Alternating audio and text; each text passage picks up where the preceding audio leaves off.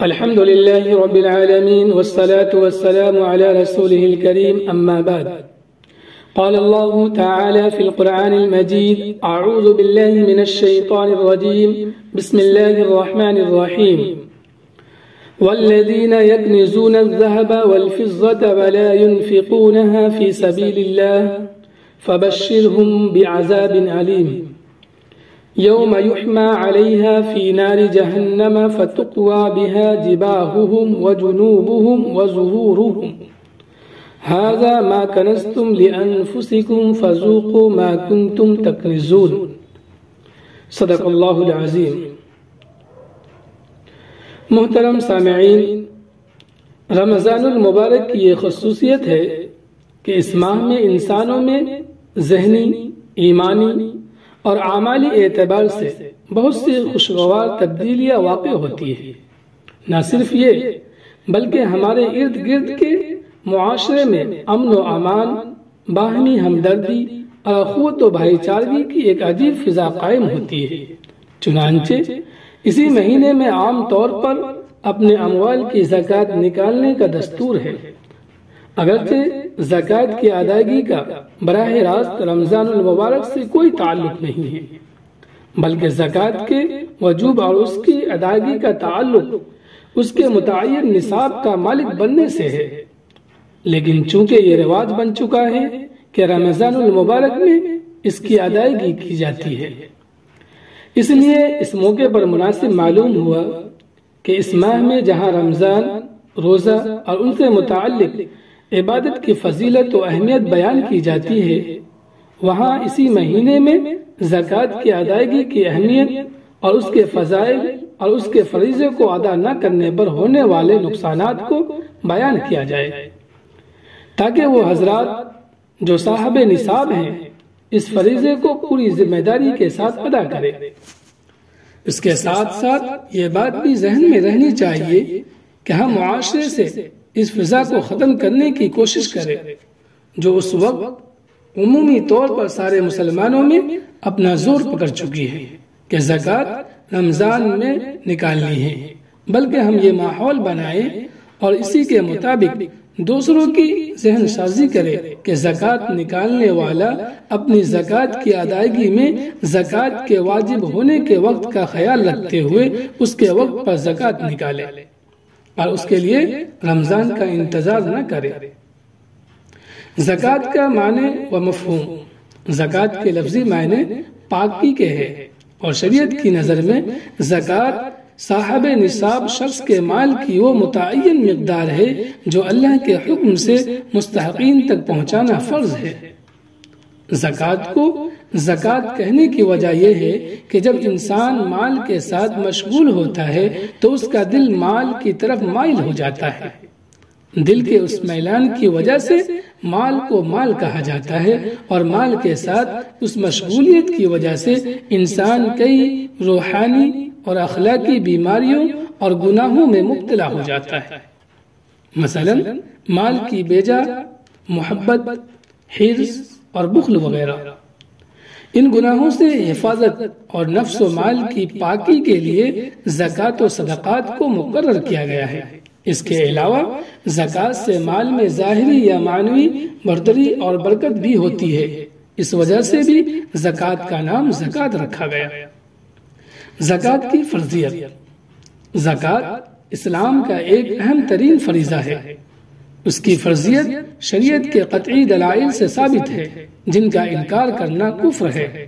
جو شخص اس کا انکار کرے وہ اسی طرح دائرہ اسلام سے خارج ہو جاتا ہے جیسے نماز کا انکار کرنے والا شخص اسلام سے نکل جاتا ہے.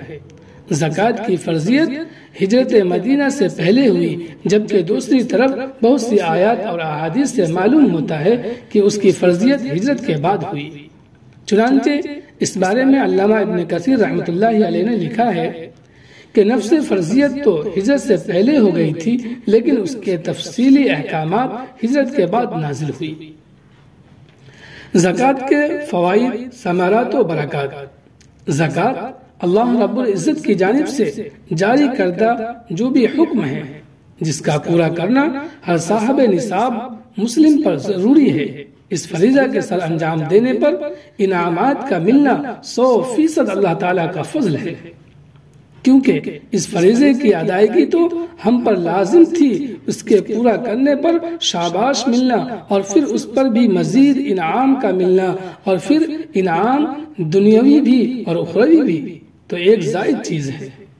دوسرے لفظوں میں سمجھیے کہ مسلمان ہونے کے ناطے اس حکم کا پورا کرنا ہر حال میں لازم تھا، چاہے کوئی حوصلہ افزائی کرے یا نہ کرے، کوئی انعام دے یا نہ دے، لیکن اس کے باوجود کوئی اس پر انعام بھی دے تو پھر کیا کہنے ہیں، اور انعام بھی ایسے کہ جن کے ہم بہر صورت محتاج ہیں۔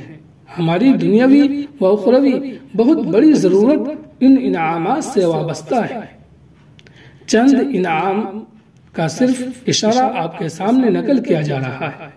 نمبر 1، زکوٰۃ کی ادائیگی کی وجہ سے اللہ تعالی مال کو بڑھاتا ہے۔ نمبر 2، زکوٰۃ کی وجہ سے اجر و ثواب 700 گنا بڑھ جاتا ہے۔ نمبر 3، زکوٰۃ کی وجہ سے ملنے والا اجر کبھی ختم ہونے والا نہیں، ہمیشہ باقی رہے گا۔ نمبر 4، اللہ تعالیٰ کی رحمت ایسے افراد یعنی زکوٰۃ ادا کرنے والوں کا مقدر بن جاتی ہے۔ نمبر 5، کامیاب ہونے والوں کی جو صفات قرآن پاک میں گنوائی گئی ہیں ان میں ایک صفت زکوٰۃ کی ادائیگی بھی ہے۔ نمبر 6، زکوٰۃ ادا کرنا ایمان کی دلیل اور علامت ہے۔ نمبر 7، قبر میں زکوٰۃ اپنے ادا کرنے والے کو عذاب سے بچاتی ہے۔ نمبر 8، ایک حدیث شریف میں جنت کے داخلے کے 5 اعمال گنوائے گئے جن میں سے ایک زکوٰۃ کی ادائیگی بھی ہے۔ نمبر 9، انسان کے مال کی پاکی کا ذریعہ زکوٰۃ ہے۔ نمبر 10، انسان کے گناہوں کی معافی کا بھی ذریعہ ہے۔ نمبر 11، زکوٰۃ سے مال کی حفاظت ہوتی ہے۔ نمبر 12، زکوٰۃ سے مال کا شر ختم ہو جاتا ہے۔ اوپر جتنے فضائل ذکر کیے گئے ہیں وہ ہر قسم کی زکوٰۃ سے متعلق ہے، چاہے وہ زکوٰۃ سونے چاندی کی ہو یا تجارتی سامان کی، عشر ہو یا جانوروں کی زکوٰۃ۔ زکوٰۃ ادا نہ کرنے کے نقصانات اور وعیدیں۔ فریضہ زکوٰۃ کی ادائیگی پر جہاں من جانب اللہ انعامات و فوائد ہیں، وہاں اس فریضہ کی ادائیگی میں غفلت برتنے والے کے لیے قرآن پاک اور احادیث مبارکہ میں وعیدیں بھی وارد ہوئی ہیں، اور دنیا اور آخرت میں ایسے شخص کے اوپر آنے والے وبال کا ذکر بکثرت کیا گیا ہے۔ ان میں سے کچھ آپ حضرات کے سامنے ذکر کیے جا رہے ہیں۔ نمبر 1، جو لوگ زکوٰۃ ادا نہیں کرتے ان کے مال کو جہنم کی آگ میں گرم کر کے اس سے ان کی پیشانیوں، پہلوؤں اور پیٹھوں کو داغا جائے گا۔ نمبر 2، ایسے شخص کے مال کو توق بنا کے اس کے گلے میں ڈال دیا جائے گا۔ نمبر 3، ایسا مال آخرت میں اس کے کسی کام نہ آ سکے گا۔ نمبر 4، زکوٰۃ کا ادا نہ کرنا جہنم والے اعمال کا ذریعہ بنتا ہے۔ نمبر 5، ایسے شخص کا مال قیامت کے دن ایسے زہریلے ناگ کی شکل میں آئے گا جس کے سر کے بال جھڑ چکے ہوں گے اور اس کی آنکھوں کے اوپر 2 سفید نقطے ہوں گے، پھر وہ سانپ اس کے گلے کا توق بنا دیا جائے گا، پھر وہ اس کی دونوں ماچھے پکڑے گا اور کاٹے گا اور کہے گا میں تیرا مال ہوں، میں تیرا جمع کیا ہوا خزانہ ہوں۔ نمبر 6، مرتے وقت ایسا شخص زکوٰۃ ادا کرنے کی تمنا کرے گا لیکن اس کے لیے سوائے حسرت کے اور کچھ نہ ہوگا۔ نمبر 7، ایسے شخص کے لیے آگ کی چٹانیں بچھائی جائیں گی اور ان سے ایسے شخص کے پہلو، پیشانی اور سینہ کو داغا جائے گا۔ نمبر 8، ایسے افراد کو جہنم میں زری، زقوم، گرم پتھر اور کانٹے دار بدبودار درخت کھانے پڑیں گے۔ نمبر 9، ایسے افراد سے قیامت کے دن حساب کتاب لینے میں بہت زیادہ سختی کی جائے گی۔ نمبر 10، جب لوگ زکوٰۃ روک لیتے ہیں تو اس کے بدلے اللہ تعالی ان سے بارشیں روک لیتے ہیں۔ نمبر 11، جب کوئی قوم زکوٰۃ روک لیتی ہے تو اللہ تعالیٰ اس قوم کو قحط سالی میں مبتلا کر دیتے ہیں۔ زکوٰۃ ادا کرنے سے مال میں کمی واقع نہیں ہوتی، نبی اکرم صلی اللہ علیہ وسلم نے ارشاد فرمایا کہ میں 3 چیزوں پر قسم کھاتا ہوں اور تمہیں ایک اہم بات بتاتا ہوں، تم اسے یاد رکھنا۔ ارشاد فرمایا کہ کسی بندے کا مال زکوٰۃ و صدقہ سے کم نہیں ہوتا۔ جس بندے پر بھی ظلم کیا جاتا ہے اور وہ اس پر صبر کرتا ہے تو اللہ تعالی اس کی عزت میں اضافہ فرماتے ہیں، اور جو بندہ بھی سوال کا دروازہ کھولتا ہے تو اللہ تعالیٰ اس پر فقر اور تنگ دستی کا دروازہ کھول دیتے ہیں۔ یا نبی اکرم صلی اللہ علیہ وسلم نے اسی طرح کا کوئی جملہ ارشاد فرمایا، اور میں یعنی محمد صلی اللہ علیہ وسلم تمہیں ایک اور خاص بات بتاتا ہوں، سو تم اسے یاد رکھنا۔ ارشاد فرمایا دنیا تو 4 قسم کے افراد کے لیے ہیں۔ ایک اس بندے کے لیے جس کو اللہ تعالیٰ نے مال اور دین کا علم دونوں نعمتیں عطا فرمائی، تو وہ اس معاملہ میں اپنے رب سے ڈرتا ہے، اس طرح کہ اس مال کو اللہ تعالیٰ کی نافرمانی میں استعمال نہیں کرتا اور علم دین سے فائدہ اٹھاتا ہے، اور اس علم دین اور مال کی روشنی میں رشتہ داروں سے صلہ رحمی کرتا ہے اور اس مال میں اللہ تعالیٰ کے حق کو پہچانتا ہے۔ مثلا مال کو اللہ تعالیٰ کے لیے وقف کرتا ہے اور دینی علم سے دوسروں کو تبلیغ، تدریس اور افتاء وغیرہ کے ذریعے سے فائدہ پہنچاتا ہے، تو یہ شخص درجات کے اعتبار سے 4 سے افضل ہے۔ دوسرے اس بندے کے لیے کہ جس کو اللہ تعالیٰ نے علم کی نعمت تو عطا فرمائی لیکن مال عطا نہیں فرمایا، لیکن وہ نیت کا سچا ہے اور کہتا ہے کہ اگر میرے پاس مال ہوتا تو میں فلاں آدمی کی طرح عمل کرتا جو کہ رشتہ داروں سے صلہ رحمی کرتا ہے اور اس میں اللہ تعالیٰ کے حق کو سمجھ کر عمل کرتا ہے، تو یہ شخص اپنی نیت کے مطابق صلہ پاتا ہے اور اس شخص کا اور اس سے پہلے شخص کا ثواب برابر ہے۔ تیسرے اس بندے کے لیے ہے جس کو اللہ تعالیٰ نے مال کی نعمت عطا فرمائی لیکن علم کی نعمت عطا نہیں فرمائی، تو وہ علم کے بغیر اپنے مال کو خرچ کرنے میں اپنے رب سے نہیں ڈرتا اور نہ ہی اس مال سے صلہ رحمی کرتا ہے اور نہ ہی اس مال میں اللہ تعالیٰ کے حق کو سمجھتا ہے، تو درجات میں یہ سب سے بدتر بندہ ہے۔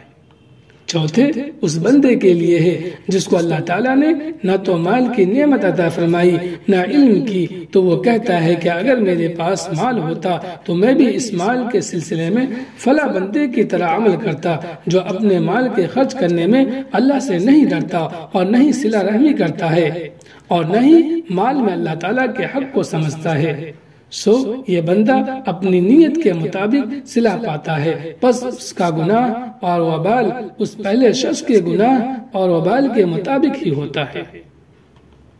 ہمیں چاہیے کہ ہم حضور صلی اللہ علیہ وسلم کے ارشاد کو ہمیشہ اپنے سامنے رکھیں، اور جب بھی ہمارے پاس اتنا مال جمع ہو جائے جس پر شریعت کی طرف سے زکوٰۃ واجب ہوتا ہے تو اپنا اولین فریضہ جانتے ہوئے زکوٰۃ کا مال مستحقین تک پہنچا دینا چاہیے۔